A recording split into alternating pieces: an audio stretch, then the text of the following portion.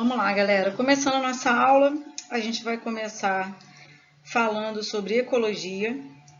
Tudo dentro da biologia, a gente tem uma definição inicial, né, do tema. Então, a própria biologia, né, nada mais é do que o estudo da vida, né, bio, vida, logia, estudo. Então, tudo que tem logia significa estudo. Então, no caso da ecologia, significa estudo da casa. Eco significa casa. O que seria esse estudo da casa? Né? Seria um estudo das relações entre os seres vivos e o meio em que a gente vive. Então, essa casa seria o nosso meio ambiente. Tá? Então, esse é o estudo da ecologia. O estudo da ecologia é muito abrangente, né? Existem muitos tópicos diferentes, mas está tudo muito interligado. Nada está solto, nada está perdido aí uma coisa da outra. Tá? A gente tem uma importância muito grande, né? Cada vez mais. Hoje, alguns temas que estão sendo mais trabalhados sobre essa racionalização do desmatamento, né? Isso, toda hora tem alguma coisa na TV sobre isso, e a exploração dos recursos naturais, né? Para a construção de hidrelétricas, termoelétricas, mineradores e tudo mais. Controle da poluição urbana, né? Um problema grave, não só ambiental, mas de saúde pública. E controle do crescimento das populações. E quando a gente fala isso, a gente está falando de população de qualquer grupo de ser vivo, né? Não é só da população humana. Essa aula primeira, ela é uma aula muito conceitual, né? Então, mas são conceitos que vocês vão precisar saber para tudo sempre. Então, qualquer outra aula de ecologia que eu venha falar aqui, vocês já precisam estar com esses conceitos na cabeça, tá? Bom, o primeiro conceito que a gente fala, né, quando a gente está falando aqui a ecologia, o estudo dessa interação, né, entre seres e meio, quem são esses seres, né? O que define indivíduos como sendo de uma mesma espécie? Então, são indivíduos que compartilham das mesmas características, que são muitas, né, físicas, fisiológicas, anatômicas, comportamentais e genéticas. Então, a gente tem características muito semelhantes de outros indivíduos da nossa mesma espécie. E, além disso, né, a gente também é capaz de reproduzir entre nós e gerar descendente fértil. Então, esse conceito é dividido em duas partes, né?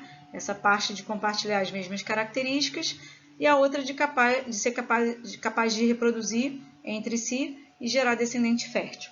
Quando a gente tem cruzamento de espécies diferentes, né, existe essa possibilidade, quando indivíduos são aparentados de alguma maneira, esses indivíduos geram os híbridos, né? Um animal, por exemplo, híbrido, é um indivíduo que é resultante do cruzamento entre duas espécies diferentes. E esse animal híbrido, ele não é fértil, tá? Então, o cruzamento da égua com o jumento, que são espécies diferentes, gera a mula ou o burro, que são inférteis, tá? Vários indivíduos da mesma espécie juntas formam uma população, tá? Então, a população nada mais é do que o conjunto de indivíduos de uma mesma espécie, né? Então, nós aqui que somos Homo sapiens sapiens, vários Homo sapiens sapiens juntos formam uma população. Várias populações diferentes juntas formam uma comunidade ou biocenose. Comunidade é o termo mais comum da gente visualizar por aí, tá? Então, se a gente estivesse em sala de aula e eu perguntasse para vocês, aqui na sala nós somos uma comunidade, né? Muitos dizem, não, a gente é uma população, só tem a gente aqui. Não, né? Teremos nós, seres humanos, teremos mosquitos, cupim, né? Piolho, sei lá, né? Indivíduos que a gente não vê exatamente, né? Então, existem seres macroscópicos, microscópicos, então a gente sempre faz parte de uma comunidade. Ninguém está nunca sozinho num mesmo tipo de ambiente, tá? E o ecossistema, essa interação entre o meio vivo e o não vivo. Vocês vão entender já já o que é esse meio não vivo. A biosfera nada mais é do que o conjunto formado por todos os ecossistemas, né? Se a gente olhar aquele globo terrestre tradicional das aulas de geografia, por exemplo, né, que tem em muitas escolas, aquilo tudo ali é a nossa biosfera. Nossa biosfera nada mais é do que a Terra, né, do que o planeta em si.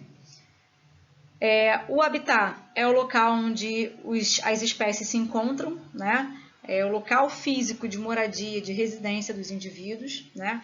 O habitat das formigas é num formigueiro, né? O habitat dos peixes são nos lagos ou nos rios, né? Ou no mar.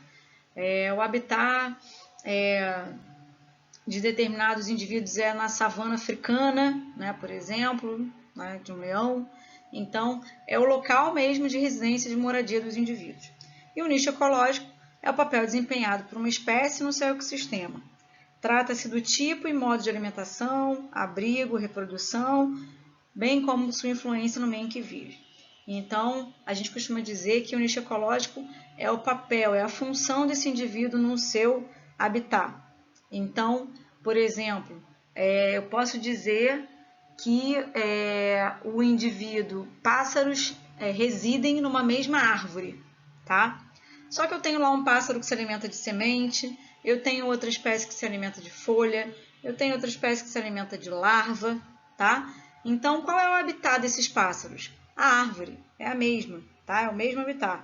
Mas o nicho ecológico é diferente, porque cada um está se alimentando de uma coisa diferente, tá? Então, é o papel deles, né?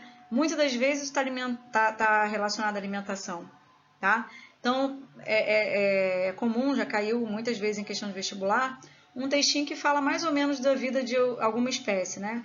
Tal animal tem um hábito noturno, se alimenta de animais carnívoros, ele costuma se reproduzir em determinada época do ano.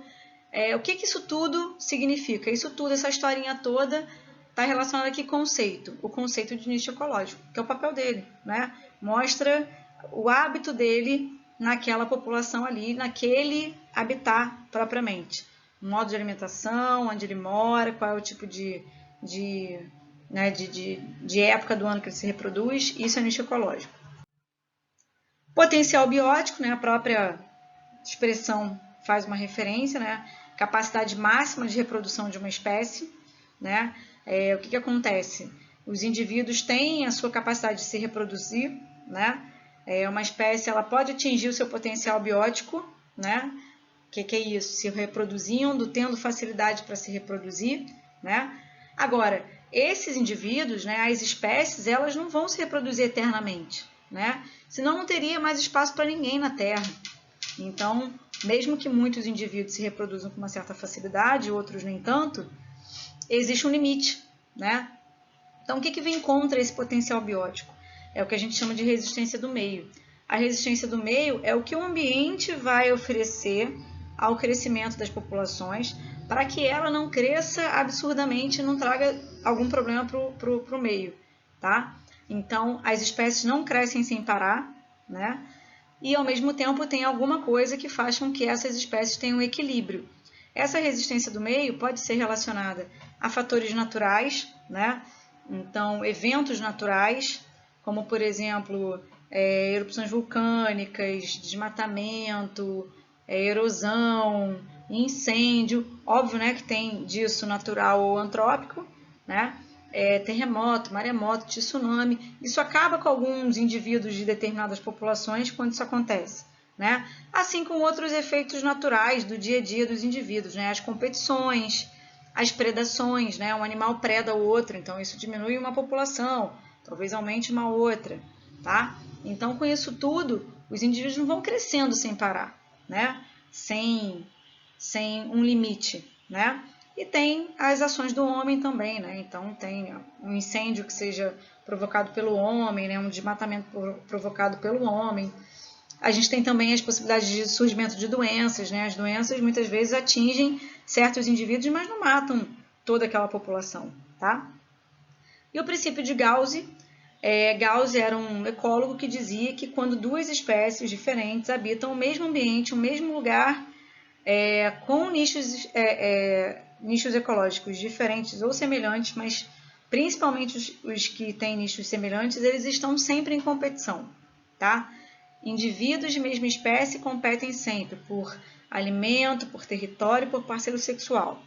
Indivíduos de espécies diferentes competem por alimento e por território, não por parceiro sexual, porque são de espécies diferentes. Então, Gauss dizia que todos os indivíduos, de mesma espécie ou não, quando estão juntos, né, eles estão sempre em competição. E isso é claro, tá? E a gente também chama esse princípio de princípio da exclusão competitiva. Como assim? Os indivíduos podem competir a um ponto de que eles consigam se manter vivendo no mesmo ambiente, um em maior quantidade do que o outro, ou uma espécie pode ser superior à outra e ela pode levar a outra espécie a uma exclusão, tá? pela competição. Os biomas, né, também é um outro conceito, a gente vai ter aula só de bioma. É uma região biogeográfica, vocês aprendem isso na biologia e na geografia, que tem características próprias, né, de vegetação, clima, fauna, flora, cada um com a sua característica, e que tem capacidade de autossustentação. Cada bioma é autossustentável. Ele se sustenta, ele não sustenta nenhum outro bioma, tá? Então, definido pelo IBGE, pelo Ministério do Meio Ambiente, a gente tem esses 6 biomas no Brasil, que são Mata Atlântica, Amazônia, Caatinga, Cerrado, Pantanal e Pampas. Qualquer outro nome que vocês ouçam falar não é bioma, é um ecossistema dentro de algum desses biomas. Por exemplo, praias arenosas, costões rochosos, mangues, né, manguezal, tudo isso, restinga, são ecossistemas dentro da Mata Atlântica, tá? Ecótono é uma região entre biomas. Então, passando o cursor aqui, não sei se eu vou conseguir passar agora. Vocês vão conseguir entender que cada ligação entre um bioma e outro é um ecótono. Então, aqui ó, eu tenho um ecótono que liga a Amazônia ao Cerrado. Aqui eu tenho um ecótono que liga o Cerrado à Caatinga. Tá? Aqui eu tenho um ecótono que liga os Pampas à Mata Atlântica. Tá? O que caracteriza um ecótono? É uma região que tem uma alta biodiversidade. Por quê? Porque ele abriga ali indivíduos que circulam nos 2 biomas diferentes. A gente tem ainda os fatores bióticos e os abióticos. Tá? Os fatores bióticos são os próprios seres vivos em si, né? Que são autótrofos ou heterótrofos. Indivíduos autótrofos são aqueles produtores, né? Fotossintetizantes ou quimiosintetizantes, fazem fotossíntese e produzem a energia para toda uma cadeia. E os heterótrofos, que são os consumidores decompositores. Os fatores abióticos, né, prefixo A, prefixo de negação, é um prefixo que não tem vida, é um fator que não tem vida, mas ele influencia na vida dos seres vivos. Então, água, gases, luminosidade, sais minerais, luz, pressão, temperatura, pH, salinidade, umidade, tá? Qualquer fator do meio que não tenha vida, mas que influencia na vida dos seres vivos.